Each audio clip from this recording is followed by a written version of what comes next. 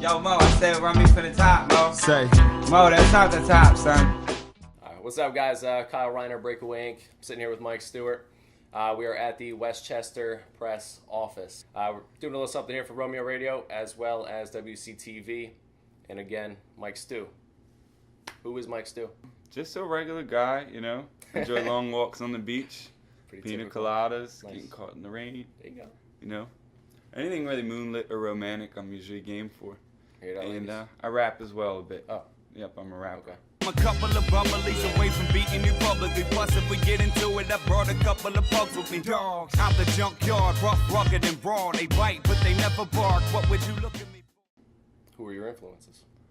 My influence is, I guess the people that really pushed me to start rapping were Black Star, Lil Wayne, Common, and Kanye West.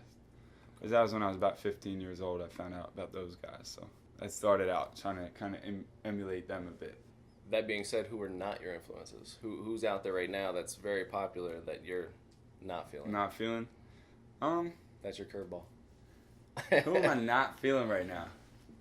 All right, we're going to bust toss a little bit here. There's really nobody.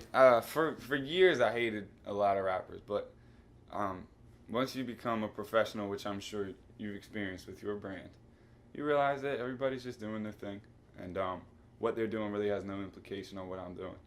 And I rarely pull inspiration from hip hop anymore. Anyway, you know, we all do the same thing. So Where I'm do you pull the inspired. inspiration from? Soul, blues, funk, rock and roll. There's actually a couple good new soul albums out in the past few years that sound like they're from Motown. I've been listening to Charles Bradley Okay. and Lee Fields. It's just so soulful, man. It makes About you like feel happy. You've had many accomplishments, right? You've come a long way. Obviously, you started rapping in, say, high school. You went to Temple. You did a lot of open mics at Temple. You even had a protest about student loans. Can you tell us about that? It was maybe about 2 years ago. They were going to cut just like a ridiculous amount of money from the federal or the state budget for school loans in Pennsylvania. So we all rallied down in Harrisburg. And I wrote a poem the night before. I was up all night writing a poem, just kind of trying to convey the importance of investing in your future. Red Bull, right? So Red Bull MC Challenge. It's a freestyle challenge. Started off in Philadelphia. You had a number of opponents. This was also going on elsewhere in other big cities across the country. What happened? In Philly, that was like the preliminary round. The judges were Redman, Schoolie D, and Joel Ortiz. So that was just amazing in and of itself because Redman's so close and Schoolie D's so close. So you beat everybody in Philly. You take home the crown. You're now crowned MC champion, Red Bull. No, I had to go to Atlanta after And that. then you went to Atlanta. Yeah. So now you take, there was a winner from each of these cities across the country. Now you show up there. What was the ride like getting down there? It was amazing. We I know you guys documented wrote the some whole songs. You documented a lot of it. thing. It was 5 grown men. We're all like 22 to Packed in a 25 tiny years car. old. Packed in a tiny car, 2-door, Acura. That's the kind of thing, I think if and when, things take their course, 5-10 years from now, just looking back, that's going to be one of those things that we cherish, sink or swim.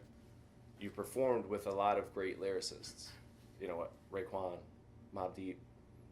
Who else, and who were your favorites that you've performed with? And The best experience, hands down, Mobb Deep. Yeah. Because we went in there playing all Peace World stuff, which if you've heard the new album, it just hits, man. Like it sounds, a lot of it is just like 12 records, 8 of them are singles. Everything kind of bangs.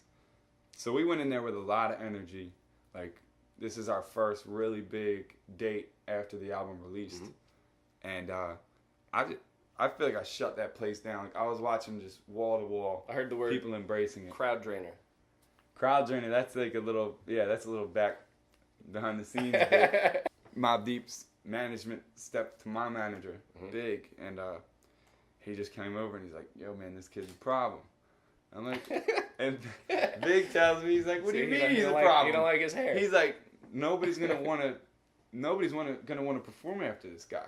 He's like, that kid drains the whole crowd. Like he's rocking that. It's a good problem to have. And nobody's gonna take him on tour because nobody wants to follow him. So you just gotta be the headliner. Yeah. Put everybody to sleep afterward. We're working, man. I don't want to get too big for my britches, but that was another moment that kind of, these little moments, because work so hard in between these moments. You wonder why you do it. These are the moments that are like, you're doing the right thing. Hey, how you doing, buddy? My first name is ID, my last name's Money. You got something for me? Green is the color of my dough. Green is the color of the green and the green gold. Green gold, go like green plants, rose in the green pants. Everybody sing this shit, yo.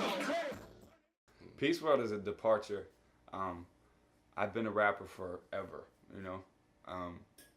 I've been a freestyle artist for a very long time. I've done a lot of things with those avenues, just trying to embrace people and embrace the culture of hip hop. But Peace World is actually a goodbye for me. It's hello world. I'm a recording artist.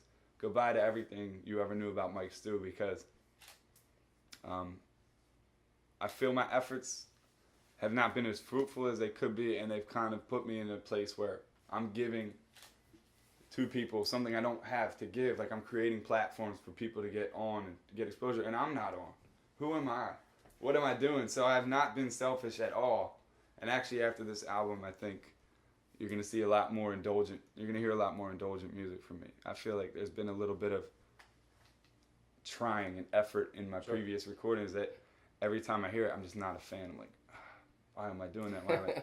So this is like the first delve into recording, and a lot of it has to do with things that I've been uncomfortable with: love, money, capitalism, social injustices, rappers, the politics of being a musician. These are things I touch on that have been really bothering me. So what's next for Mike Stew? I am excited about a web series. Whether it's weekly, bi-weekly, or monthly, we are going to do a web series of in studio. And that'll be video? Be video accompanied by a record. It's going to be the making of a record out of our home studio. Well, we have a couple shows lined up, right? We're going to perform over at the Note on July 27th as part of Nomad Fest. You're going to do a set over at Fenario on August 14th during open mic night. Yep. Open mic Stew night. And then we'll be doing another show at the end of August in Westchester. It's going to be the Mike Stew Summer Jam. And that's the first time all the kids are back in school. Really make it happen. Yeah, man, that's going to be a big one. So it's going to be 18 and older. And I haven't played here since, I think, last winter. I haven't played Westchester. So. Dub C, I'm out here. We out here. The new album's out. Absolutely. And we'll be at the Note. Peace World, Westchester, PA. Mike Breakaway Stew, Breakaway Inc. Making it happen. Hell yeah.